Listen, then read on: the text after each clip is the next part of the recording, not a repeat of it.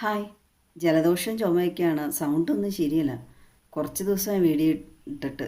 ചില social evils, നമ്മൾ പറയില്ലേ, പൈശാചികമായ ചില പ്രവൃത്തികൾ, അതായത് വർദ്ധിച്ചു വരുന്ന ആക്രമണങ്ങൾ കാണുമ്പോൾ എങ്ങനെ നമുക്ക് റിയാക്ട് ചെയ്യാതിരിക്കാൻ കഴിയും? പ്രത്യേകിച്ച് നിസ്സാര കാര്യങ്ങൾക്കാണ് മനുഷ്യനെ വകവരുത്തുന്നത്. ഇപ്പം ഈയിടെ മലപ്പുറത്താണ് മുട്ടയെ ചൊല്ലി, അതായത് രണ്ടുപേർ കടയിൽ ഒരേ സമയം കോഴിമുട്ട മേടിക്കാൻ ചെല്ലുന്നു. അവിടെ ആകെ 6 മുട്ടയാണ് ഉണ്ടായിരുന്നത്. പക്ഷേ രണ്ടുപേർക്കും 5 മുട്ട വീതം വേണമായിരുന്നു. അപ്പോൾ കടക്കാരൻ പറഞ്ഞു, ആകെ 6 മുട്ടയുള്ളൂ, രണ്ടുപേർക്ക് തുല്യമായിട്ട് വീതിച്ചു തരാം. പക്ഷേ രണ്ടുപേരും തമ്മിൽ തർക്കമായി.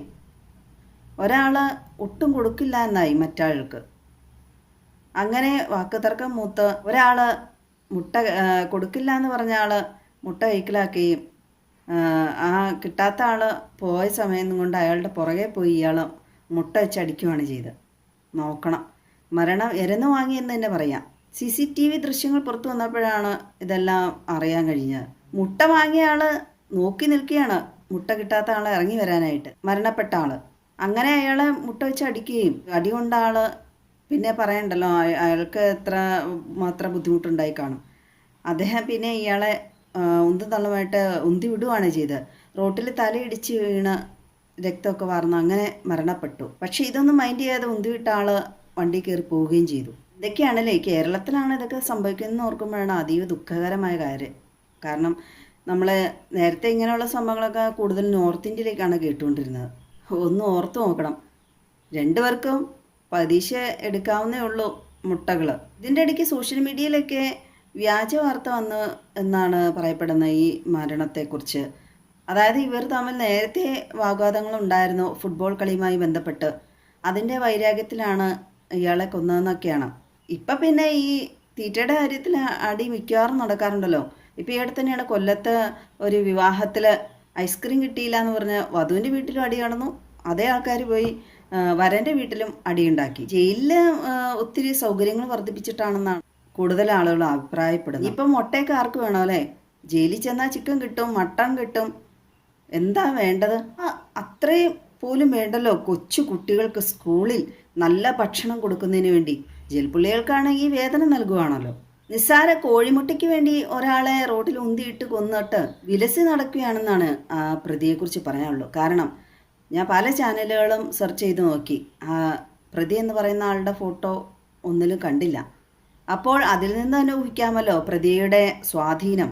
ഇപ്പോൾ ഇത്തരം വാർത്തകൾ മാത്രമേ കേൾക്കാനുള്ളൂ. എപ്പോൾ വാർത്താ ചാനലുകൾ നമ്മൾ നോക്കിയാലും എങ്ങോട്ടാണല്ലേ കേരളത്തിൻ്റെ പോക്ക്? മാനുഷികമായ മൂല്യങ്ങളെല്ലാം നഷ്ടപ്പെട്ടിരിക്കുന്നു. മനുഷ്യത്വം എന്നുള്ളത് ഇപ്പോൾ ഇല്ലാതായിക്കൊണ്ടിരിക്കുകയാണ്. മരണപ്പെട്ട ആളും കൊല ചെയ്ത ആളും രണ്ടുപേരും സ്വന്തം ഭവനങ്ങളിൽ നിന്നായിരിക്കാം, എവിടെ നിന്നാണോ മുട്ട കൊണ്ടുവരാമെന്ന് പറഞ്ഞുകൊണ്ട് പോയ ആൾക്കാരാണ് ഇരിക്കും. ആളുകൾ നോക്കിയിരിക്കും.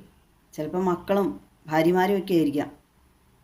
ജീവനോടെ പോയ ആള് മരണപ്പെട്ടു എന്നൊക്കെ കേൾക്കുമ്പോഴുള്ള അവസ്ഥ ജെൻസി മാത്രമല്ല കേട്ടോ, എല്ലാ തലമുറയിൽപ്പെട്ട ആളുകളും ഇത്തരത്തിൽ തന്നെയാണ്. ഇപ്പോൾ പ്രകോപിതരായി പെട്ടെന്ന് നിസ്സാര കാര്യങ്ങൾക്ക് അടിപിടി ഉടുന്നു, കൊല്ലുന്നു. പിന്നെ എത്ര വലിയ കൊലപാതകം ചെയ്താലും നമ്മുടെ ദുർബലമായ നിയമ സംവിധാനം അങ്ങനെയാണെന്ന് ഇപ്പോൾ ഒരുമാതിരിപ്പെട്ട ജനങ്ങൾക്കൊക്കെ അറിയാം. ഈ ജയിലിലുള്ള ആ വരുമാനമൊക്കെ അങ്ങ് നിർത്തി അവിടുത്തെ എല്ലാ സൗകര്യങ്ങളൊക്കെ അങ്ങ് വെട്ടിക്കുറയ്ക്കോ ഇല്ലാതൊക്കെ ആക്കുവാണെങ്കിൽ ഒരു പക്ഷേ ഇത്തരത്തിലുള്ള ഈ ക്രൂരകൃത്യങ്ങൾ കുറയുമായിരിക്കും. കൊല ചെയ്ത ആൾ ദേഷ്യത്തിൽ പെട്ടെന്ന് ഉന്തി വിട്ടു, അയാൾ തലയെന്ന് ഇടിച്ച് രക്തം മാറുന്നതൊക്കെ കിടക്കുകയാണ്. കാണാത്ത മട്ടിൽ അങ്ങ് വണ്ടി എടുത്തു പോയി. എന്തൊരു മനുഷ്യത്വരഹിതമായ പ്രവൃത്തി തന്നെയാണല്ലേ.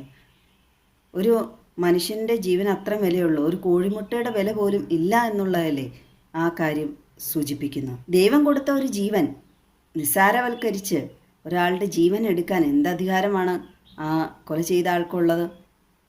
അയാളത് മനഃപൂർവ്വം ചെയ്തത് തന്നെയാണോ എന്ന് നമുക്ക് തോന്നിപ്പോകും. കാരണം ആ വീണ് കിടന്ന ആളെ രക്ഷിക്കാൻ ശ്രമിച്ചില്ലല്ലോ. പുതിയ സർക്കാർ അധികാരത്തിൽ വന്നു. ഇനിയെങ്കിലും ഇത്തരത്തിലുള്ള പെട്ടെന്ന് പ്രകോപിതരായി ആക്രമണത്തിൽ ഏർപ്പെടുത്തുന്നവർക്കെതിരെ ശക്തമായ നടപടികൾ സ്വീകരിക്കും എന്ന് തന്നെ പ്രതീക്ഷിക്കുന്നു. കോഴിമുട്ടയെക്കാളും വലുത് മനുഷ്യൻ ജീവൻ തന്നെയാണ് എന്ന ഒരു പാഠം മറ്റുള്ളവർക്ക് മനസ്സിലാവുന്ന രീതിയിൽ തന്നെ ആ കൊല ചെയ്ത ആൾക്ക് മാതൃകാപരമായി തന്നെ ശിക്ഷ നൽകാൻ ഇടയാക്കട്ടെ.